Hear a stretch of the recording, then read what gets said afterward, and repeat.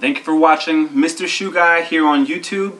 I'm Robert Burns, author of 50 Brands to Buy and Why, Flipping Men's Footwear for Profit. So in today's video, I wanted to just cover a small concept that I use on a day-to-day basis that a lot of people maybe have some questions about.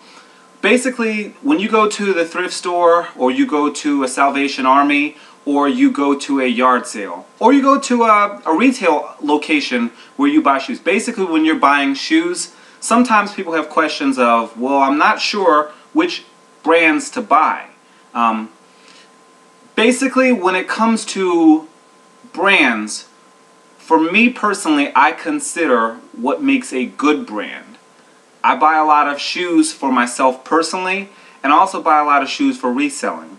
When I think about what makes a good brand, there's actually many things that come to mind, but of those many things, probably the top three I would say would be quality, stylish design, just design in general, and then timelessness. Again, there's many different factors and many different reasons why a brand could be good, but these three stick out to me the most, and let me just elaborate a little bit. When you have a pair of shoes, a brand, you definitely want them to be of good quality, because you want your item or your shoes to last. Shoes take the biggest beating out of almost all items of clothes that you would wear. You're going to wash a shirt a lot. You're not going to do much with jewelry. I mean, it's just going to sit on you. But when you consider wearing shoes, you're walking in them all day, every day. So shoes have to be built to last. But then you also have companies that want to make their shoes fashion forward. They want them to be stylish. But at the same time, quality is the #1 indicator of how good a brand is, and how worth it is for you to buy that particular brand. After quality, I would say your design. When it comes to a strong brand, you want a brand that is committed to quality design. You want a brand that understands stylishness, especially when it comes to reselling. You're going to buy the shoe because you find it visually appealing, but then you also have to make sure that it's visually appealing enough to somebody else who's going to then rebuy it from you at a higher price than you paid. So stylish design is very important, and that doesn't make a difference whatever style of shoes or footwear you choose to buy, whether that's sandals, or that's athletic running shoes, or it's wingtips, boots. It doesn't make a difference, but you definitely need to make sure that whatever brands you're buying, they have an appeal, a pop appeal, a cultural appeal in terms of a look. So I would say #1 would be quality, #2 would be stylish design, and then #3 comes down to timelessness.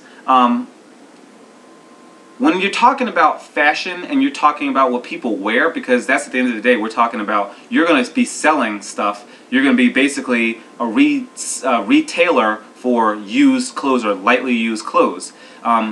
You kind of have to have an eye for what is going to be popular today, but also popular tomorrow, and also popular, maybe a couple months down the road. Because you have to understand that certain people buy for certain reasons.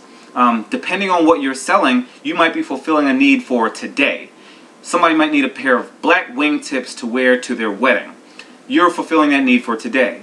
But then you also might find a pair of, $300 brogue boots, which are like, investment pieces for somebody's more of a long-term buy, that they're not going to just spend $300 just because. I mean, some people do, but generally when people are spending $200, $300 on a pair of shoes or boots, it's because they've maybe considered how it would work within their wardrobe for the longer term. So in that sense, you do want to consider timelessness. You don't want to just pick up any pair of expensive shoes that you find.